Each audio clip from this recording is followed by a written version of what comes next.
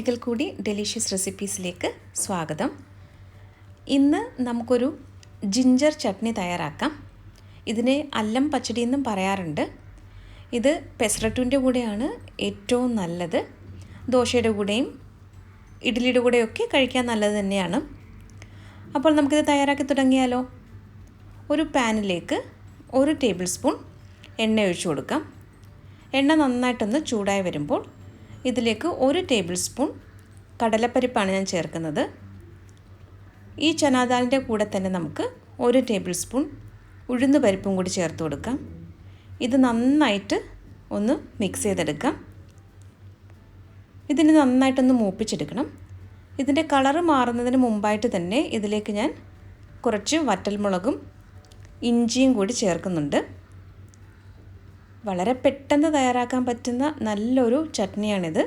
നമ്മുടെ സാധാരണ ദോശയുടെ കൂടെയും ഇഡ്ഡലിയുടെ കൂടെയൊക്കെ നല്ലൊരു കോമ്പിനേഷൻ തന്നെയാണിത്. കുറച്ച് ദിവസം മുമ്പ് ഞാൻ പെസറട്ടുവിൻ്റെ റെസിപ്പി പോസ്റ്റ് ചെയ്തിട്ടുണ്ടായിരുന്നു.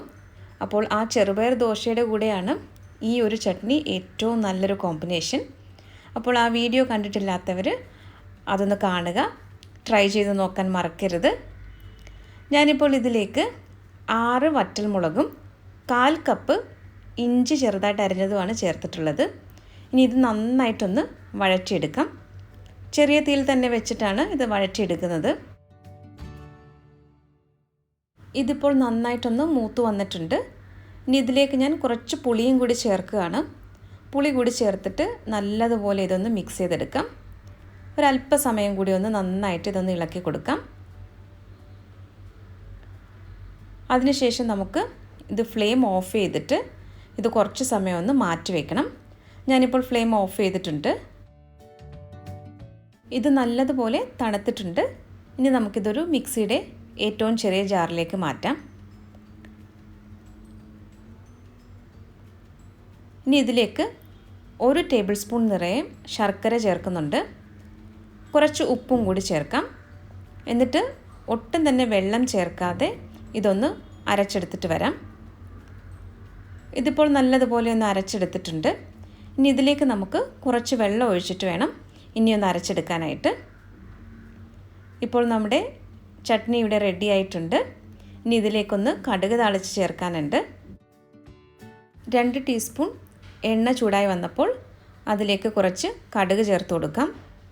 കടുക് നല്ലതുപോലെ ഒന്ന് പൊട്ടി വരുമ്പോൾ കുറച്ച് കറിവേപ്പിലയും കൂടി ഒന്ന് ചേർത്ത് കൊടുക്കണം. എന്നിട്ടിത് നല്ലതുപോലെ ഒന്ന് മൂപ്പിച്ചെടുക്കണം. ഇനി ഇത് നമുക്ക് തയ്യാറാക്കി വെച്ചിരിക്കുന്ന ജിഞ്ചർ ചട്നിയിലേക്ക് ചേർത്ത് കൊടുക്കാം. അങ്ങനെ നല്ല രുചികരമായിട്ടുള്ള നമ്മുടെ അല്ലം പച്ചടി ഇവിടെ റെഡി ആയിട്ടുണ്ട്. അപ്പോൾ ഇന്നത്തെ റെസിപ്പി എല്ലാവർക്കും ഇഷ്ടമായെന്ന് കരുതുന്നു. നമ്മുടെ റെസിപ്പികളൊക്കെ ഇഷ്ടമാകുന്നുവെങ്കിൽ ചാനൽ കൂടി ഒന്ന് സബ്സ്ക്രൈബ് ചെയ്യാൻ മറക്കരുതേ. അപ്പോൾ മറ്റൊരു നല്ല റെസിപ്പിയുമായിട്ട് വീണ്ടും വരാം. Thank you.